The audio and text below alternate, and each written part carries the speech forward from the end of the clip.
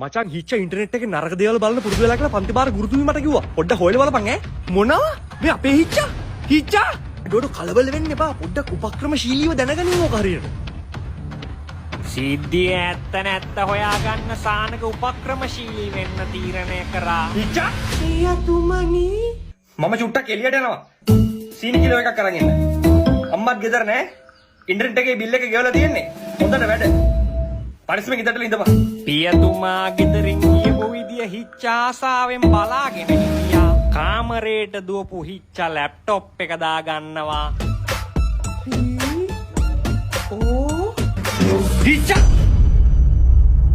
මොනවද සර්ච් කරලා හදන්නේ? පියතුමනි. අද අතට අහුණා බෑ.